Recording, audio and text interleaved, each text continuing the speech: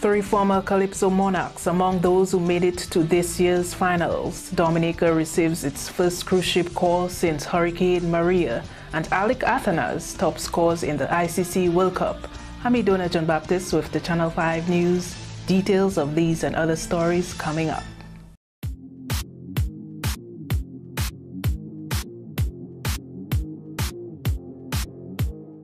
Do you need more cash for that home improvement?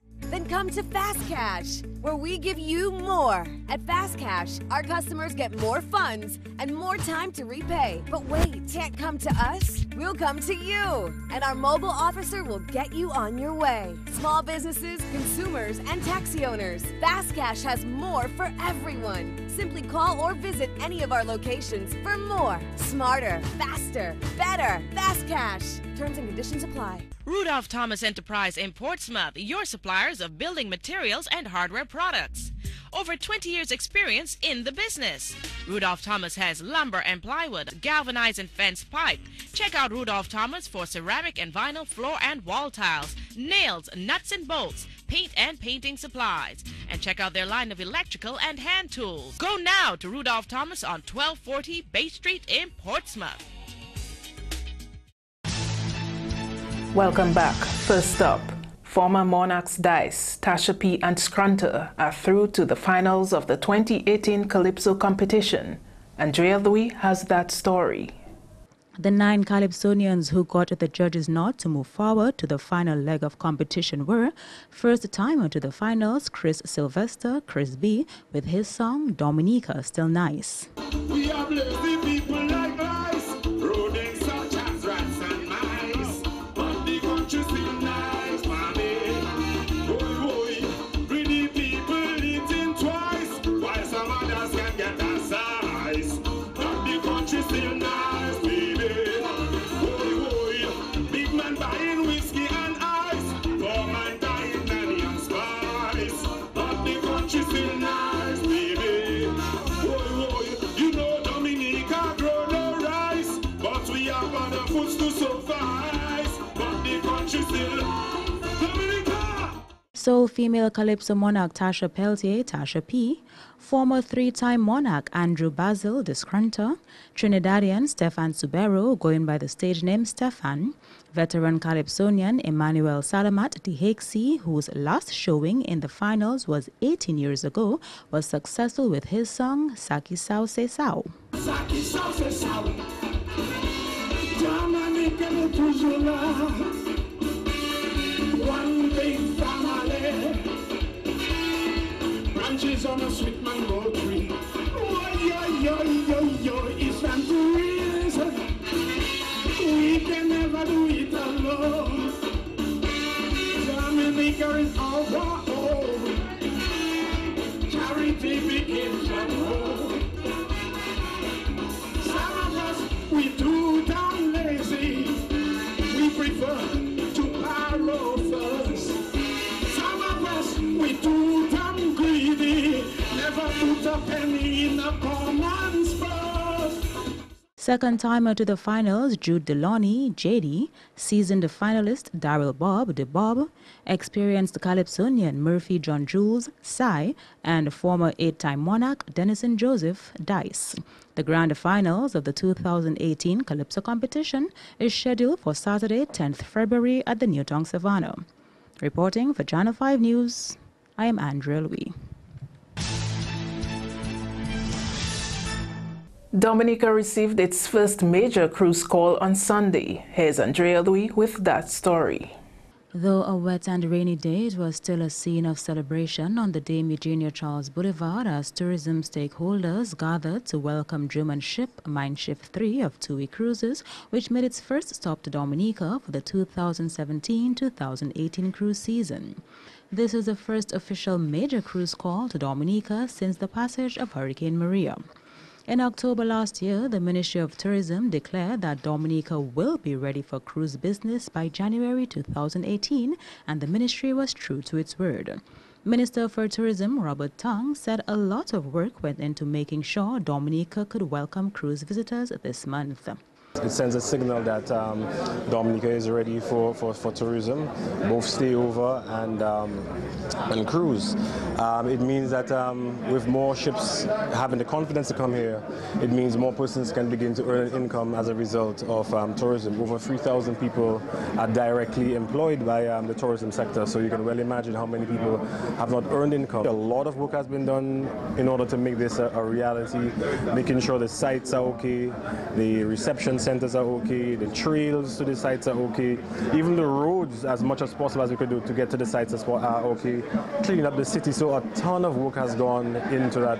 A couple $1 million has been spent in terms of even just the sites to get them ready and to clean the city. In December last year, a smaller ship, Sea Cloud 2, docked in Portsmouth, and Tong says the feedback given by tourists on that ship helped in preparations for Mein Schiff 3.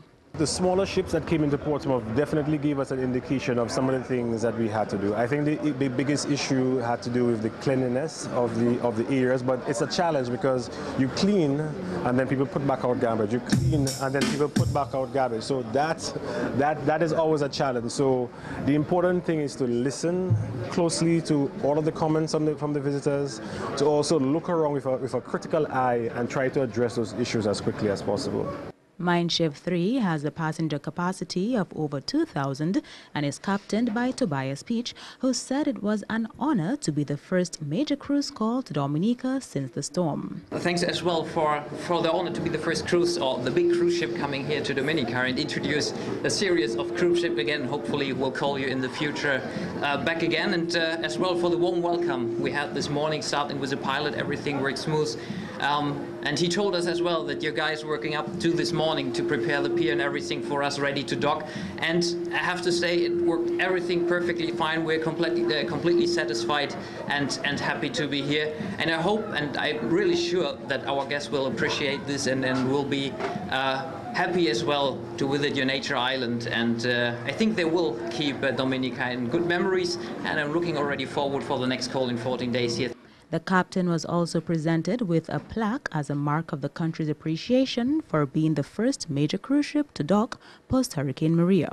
Channel 5 News also spoke to various tourism stakeholders on the Rosa Bay front who were present for the occasion. Of course, we are indeed excited and we're happy to have our first cruise ship here today.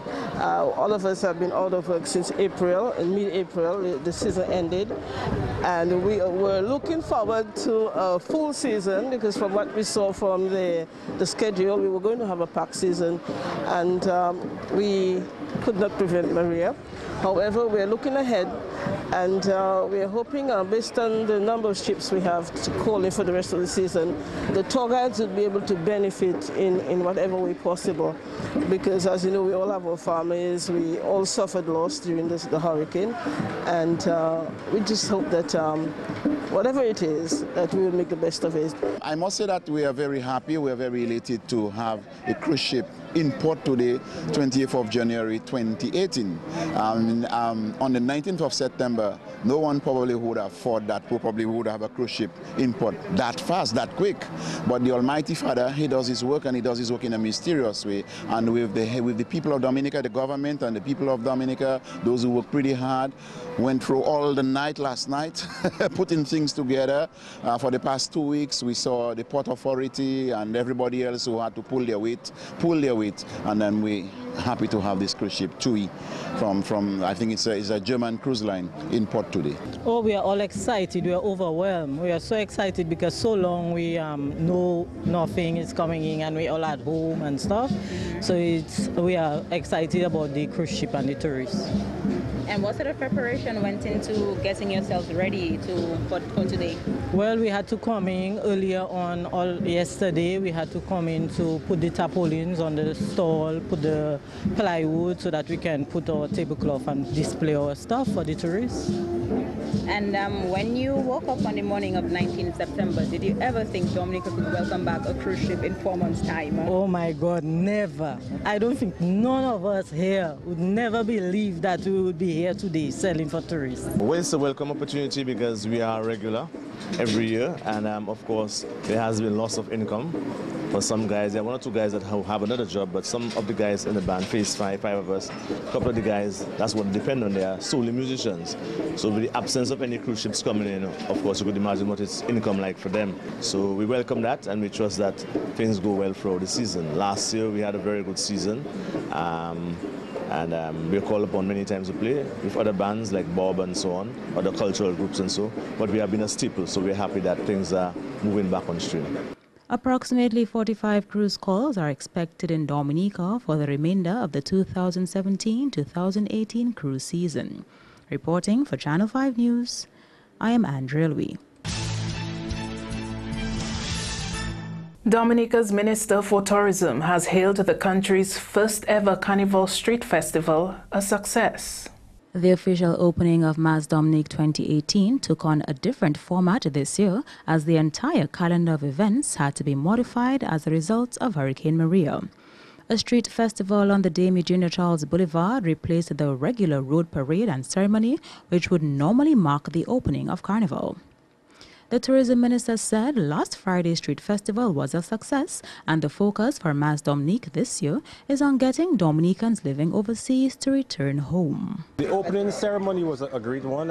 If you remember seeing the images, it was a huge success. I actually thought it was Creole Festival based on the number of people. But again, the whole idea was just to encourage people to have some fun, to see our culture, and to remind our diaspora, our Dominicans living abroad, to come back and assist, come back and help your families, come back and see where Dominica's gotten, and give your family that moral support. So the focus this year is really to bring our diasporans back into Dominica and to help your families, but more importantly to give them that moral support, because when you have a friend who's here with you who can help you, it makes a massive difference. The promotions are being done directly and through like the embassies, through the various groups. Again, still trying to contain our cost. In other news, the consensus from residents of Sene Bagatelle does not reflect that they are in favor of being relocated. Prime Minister Skerrit reminded the public during a press briefing at the Office of Disaster Management leading up to Hurricane Maria that it was unsafe to live beyond the river crossing in Bagatelle. The justification is that Tropical Storm Erika exposed its vulnerability, an area which was deemed unsuitable for habitation since a 1977 landslide caused by heavy rains swept away houses there and killed 13 people. But the majority of residents at Sene Bagatelle see it differently. To me, I would like to live here and go anywhere. I feel safe here. Although Francis pointed out the possibility of landslides happening higher in the community, like in the case of Tropical Storm Erika, she maintains where she lives in Sene is safe. I have no problem of living here. I like here. This 74-year-old woman says residents were advised under Dame Eugenia Charles's Freedom Party administration that they would be relocated. To take out us from there to bring us in the other side down there, but we didn't get place. And we still stayed there. After the disaster, we don't go nowhere. We was frightened. I see all the death and so on, and we come back. Up to now, idea. She's the only resident among those we spoke with who did not mind the idea of moving. The government giving us a place to stay, I will come out, but if you don't give us, I have to stay there. So my house is a wooden house, because it's the government that put that toilet for me. Which government? That government, okay. 2013, I get that toilet. And I had put my name there to repair the house. So if he agreed to take us there and put us in another place, I will go. You wouldn't mind moving? I don't mind moving. One other resident, Yulin Francis, had this to say on questions about the vulnerability of where she lives. No danger.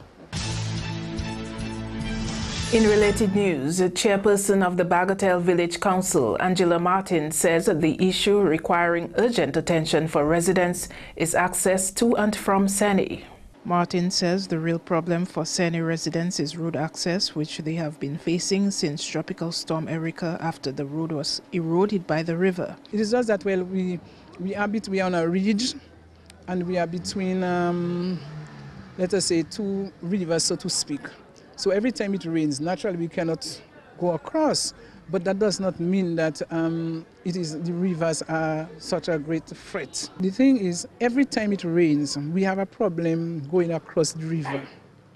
You understand? We have a problem going across because the children who live in the area, they have to walk through the river.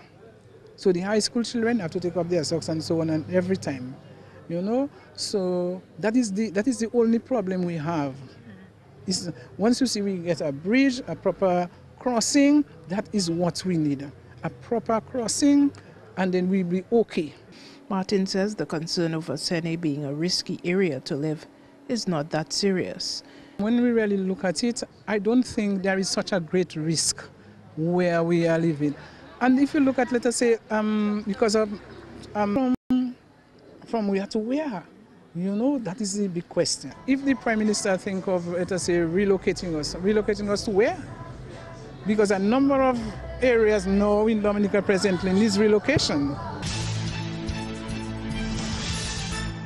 The Kulibistri Community Development Committee has been revamped with a mandate to voice the community's grievances. Top among these grievances is the impact of flooding in the village following Tropical Storm Erica and Hurricane Maria. Residents say their concerns are many, including talk of relocation and the lack of basic services 4 months after Hurricane Maria. The main aim of the new committee is to enhance and rehabilitate Kulibistri through community-based projects and social outreach programs. The objectives of the group are to provide opportunities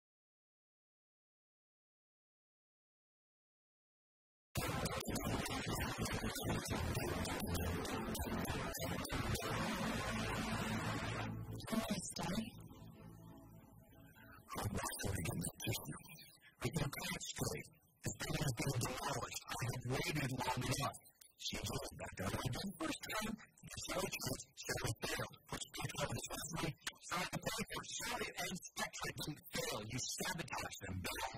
And this is like your typical forward teacher riding on your whiteboard.